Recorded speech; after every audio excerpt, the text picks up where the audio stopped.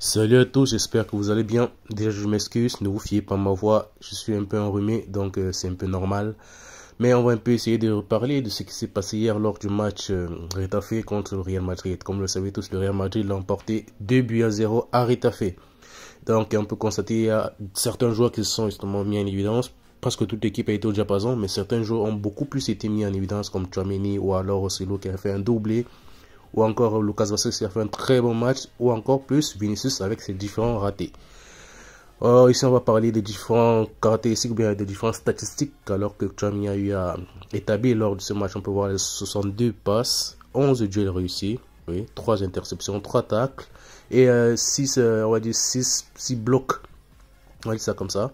Et juste simplement une masterclass quoi d'Aurélien Tchouaméni hier. Et comme je ne sais pas si vous le saviez, si Aurélien Tchouaméni prenait un carton jaune hier, il y a Aurélien Tchouaméni et Kamavinga. Si ces deux joueurs prenaient un carton hier, bah, ces deux devaient être suspendus pour le match contre l'Atlético dimanche. Et malheureusement pour nous, c'est tombé. Aurélien Tchouaméni sera suspendu pour le match contre l'Atlético de Madrid dimanche suite à un carton jaune qu'il a eu à prendre lors de ce match. Seul bémol, c'est que apparemment le carton jaune a été délivré après, on va dire quoi, quelques temps plus tard après l'action qui a justement engendré ce carton jaune là, et de ce fait le Real Madrid a demandé à faire appel justement pour le carton jaune à Tchouaméni. Bah, restez justement au contact de la page ou bien du compte, on vous donnera des nouvelles d'ici dans très peu de temps quand on aura. Donc restez toujours concentrés, restez abonnés les gars, partagez. On continue avec une autre mauvaise nouvelle pour Real Madrid. C'est le cas de Antonio Rudiger. Hier, il a eu une grosse gêne au niveau du junior suite à un contact avec Mason Greenwood. Il a eu une grosse gêne, il n'arrivait plus à jouer. Il est sorti également sur, on va dire, sur blessure. Mais apparemment, la blessure n'a pas été très grave. Néanmoins, il manquera justement 2 matchs. Il est probable, c'est pas encore officiel, il est probable que ce dernier manque 2 matchs. Les 2 matchs suivants du Real Madrid, donc contre l'Atlético de Madrid et Girona. Et c'est 2 matchs très importants pour le Real Madrid pour pouvoir asseoir sa domination sur la Liga.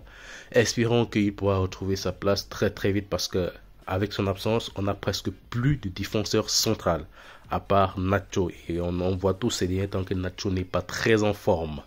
Il nous coûte beaucoup plus de buts qu'auparavant. Donc ça sera très très problématique pour nous. Si en plus de Aurélien Tchouaméni qui est suspendu pour le carton jaune, on a aussi Antonio Rudiger qui ne sera pas disponible. Ça sera très compliqué pour le Real Madrid.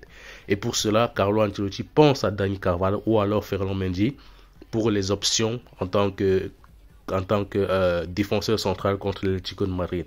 Est-ce que ça sera suffisant pour combler le trou qu'Antonio Rudiger ou alors que Aurélien Tchouaméni vont laisser derrière? Ça sera à voir. Espérons vraiment que Rudiger puisse revenir à temps. On ferme cette page du match contre Retafe. On ouvre une autre page. Justement, c'est concernant le Real Madrid interne, la gestion interne du club, et c'est officiel.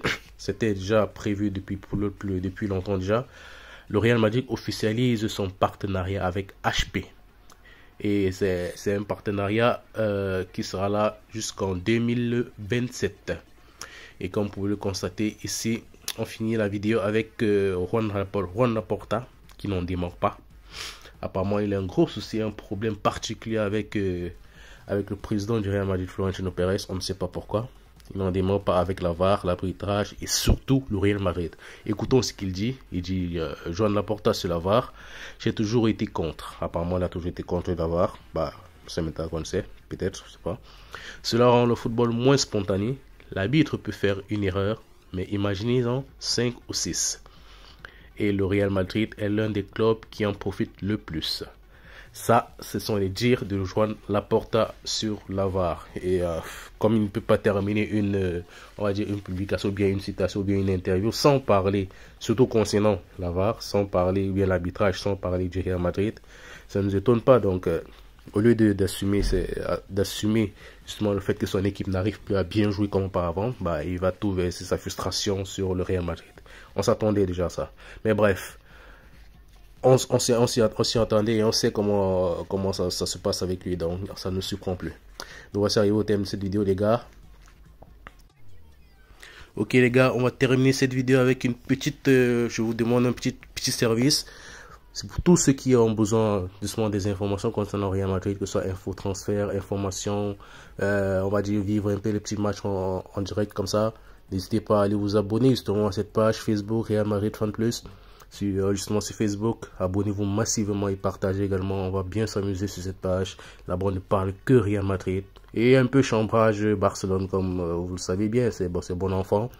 Mais surtout Real Madrid, tout ce qui concerne le Real Madrid, que ce soit sponsor, transfert, les joueurs, justement les statistiques, en tout cas tout ce qui concerne Real Madrid, on en parle sur cette page les gars. Donc n'hésitez pas, allez-y les gars, allez-y vous abonner massivement, partagez. Et surtout pour toutes les autres informations, restez à l'affût. Ciao les gars, abonnez-vous.